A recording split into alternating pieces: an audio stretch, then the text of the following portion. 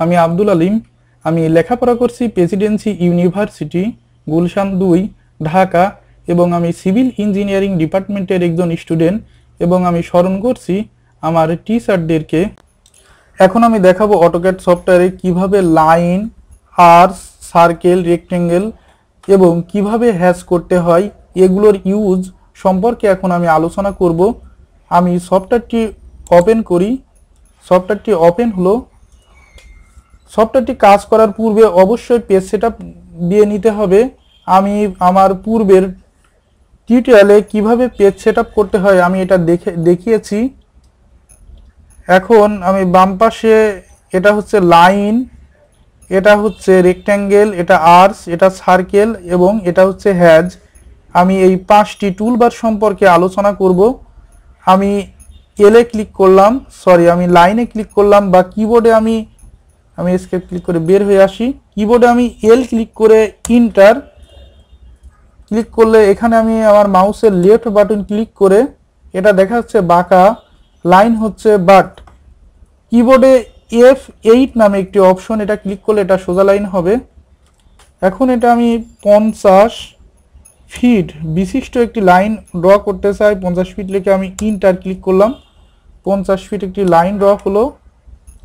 আমি zoom out করে নিয়েছিলাম, এই জন্য এটা ছোটো দেখালো। এখানে আমি ডান পাশে এই লাইনার এটা দিয়ে আমি মেজারমেন্ট করতে পারি, অথবা এখানে ডাইমেনশন আছে, এই ডাইমেনশনে ক্লিক করে এখানে এই লাইন এটা দিয়ে ডাইমেনশন করা যায়।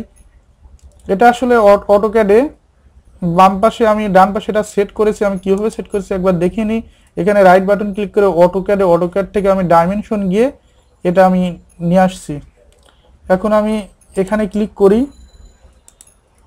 এখানে ক্লিক করলাম, এই যে এটা 50 ফিট হয়েছে। এটা আমি এখন ডিলিট করি, সিলেক্ট করলাম এবং ডিলিটে ক্লিক করে এটা ডিলিট করলাম। এখন আমি এই রেক্ট্যাঙ্গুলো এখানে ক্লিক করতে পারি, অথবা কিবোর্ডে REC ক্লিক করে আমি এটা আনতে পারি। আমি কিবোর্ডে REC লিখে আমি ইন্টার ক্লিক করলাম। এখন আমি এটা ড্র করলাম রেক্ট্যাঙ্গেল। এটা আমি 50 ফিট, 50 ফিট লিখে ইন্টার ক্লিক করলাম।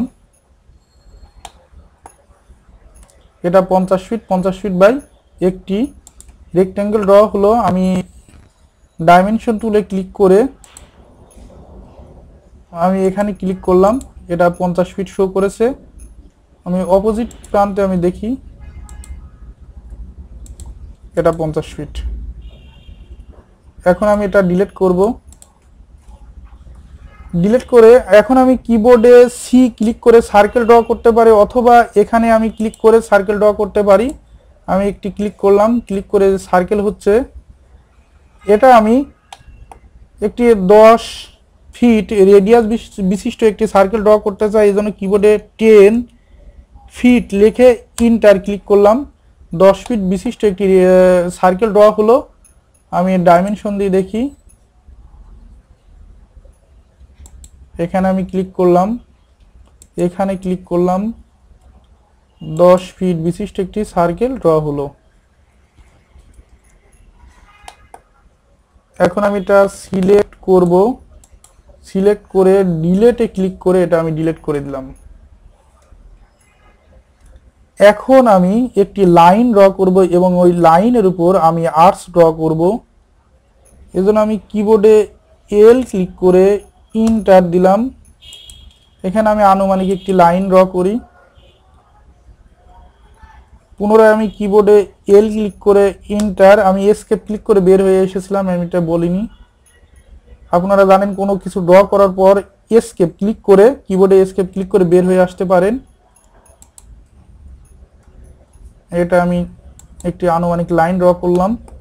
এই লাইনের উপর আমি আর্টস ড্র করতে পারি। এখানে আমি ক্লিক করলাম, এখানে ক্লিক করে যে আর্টসটি হবে তার নিচের দিকে শো করছে। কন্ট্রোল জেড ক্লিক করে আমি এটা ডিলিট করতে পারি। আমি আবারও এটা দেখাচ্ছি, আমি বিভিন্নভাবে এটা তৈরি করে দেখাচ্ছি। এখন আমি যদি এটা সোজা লাইন কিবোর্ডে F8 ক্লিক করে এটা বাঁকা হবে, মিডিল একটি ক্লিক করব এবং এখানে একটি ক্লিক করে আমি আর্চটি একটি প্যারাবোলিক একটি আর্চ তৈরি করলাম। এখন আমি এখানে ক্লিক করে আর্চটি বড় ছোট করতে পারি, আর্চটি ইচ্ছে মতো বড় ছোট করতে পারছি এভাবে এভাবে। আবার যদি নিচের এই মিডিলের এইটা যদি আমি ধরে আমার আর্চটি মুভ করবে, এদিক ওদিক মুভ করছে, এবার আর্চটি চলে গেল এখান থেকে।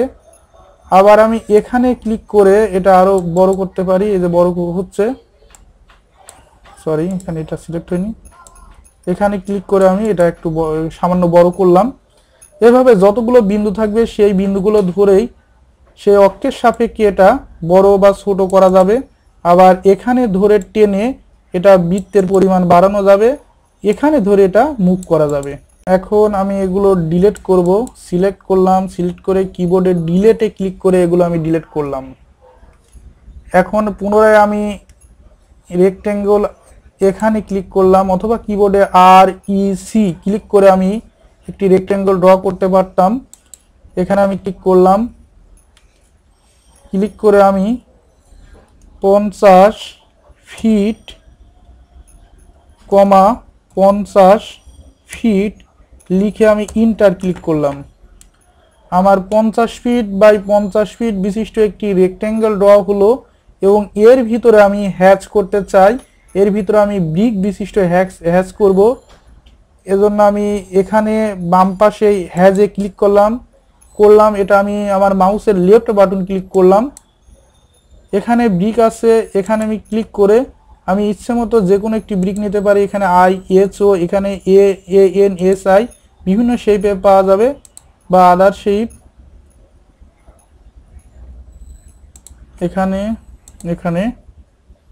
এখান থেকে আমি এই ব্রিকটি চুজ করি, এটা এখানে হলো। এখানে অ্যাড পিক পয়েন্ট নামে একটি অপশন পাওয়া যাবে, এখানে আমি ক্লিক করব এবং এখানে ক্লিক করে আমার মাউসের রাইট বাটন ক্লিক করে আমি ইন্টারে যাব। ইন্টার থেকে জাস্ট আমি ওকে করব।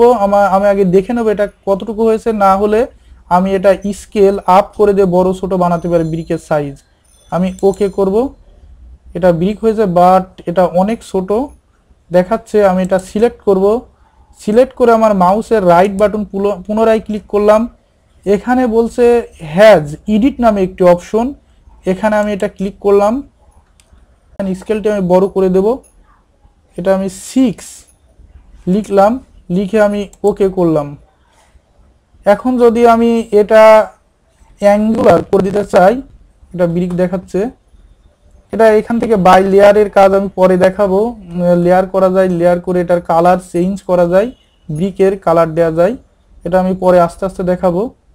আমি পুনরায় সেট এখানে সিলেক্ট করে আমার মাউসের রাইট বাটন ক্লিক করলাম, হ্যাজ এডিট নামে অপশনে গেলাম, এখান থেকে এটা আমি 45 ডিগ্রি অ্যাঙ্গেল করে দিলাম, এটা এখন বাঁকা 45 ডিগ্রি অ্যাঙ্গেল হবে, করে দিয়ে ওকে ক্লিক করলাম, এটা 45 ডিগ্রি অ্যাঙ্গেল হয়ে গেল। এখান থেকে বাই লেয়ার এটা কালার করা যায় বা এটা কপি করা যায়, এখান থেকে ক্লিক করে এখান থেকে মিরর করা যায়, এখান থেকে অফসেটে পরিণত করা যায়, এটা ক্লিক করে মুভ করা যায়, এটা ক্লিক করে রোটেট করা যায়। এগুলো আমি পরে দেখাবো। আমি যেহেতু আস্তে আস্তে আমি কঠিনের দিকে যাব, প্রথম দিকে আমি খুব সহজে কাজগুলো করার চেষ্টা করছি, যাতে প্রথমে যারা নতুন শিখতে চাচ্ছে বা চায় তারা অনেক আস্তে আস্তে কাজ না করলে ঠিকমতো বুঝতে পারে না, এই জন্য আমি আস্তে আস্তে কাজ করছি। আসলে এই টুলবারগুলো কাজ করতে 2 থেকে 1 মিনিট সময় লাগে দেখাতে, কিন্তু আমি অতি আস্তে আস্তে কাজ করার চেষ্টা করেছি। ঠিক আছে বন্ধুরা, আমার যদি ভুল ত্রুটি হয় ক্ষমার দৃষ্টিতে দেখবেন। ওকে, থ্যাংক ইউ। আর আমি নেক্সটে এই টুলবারের কাজগুলো দেখাবো। ওকে।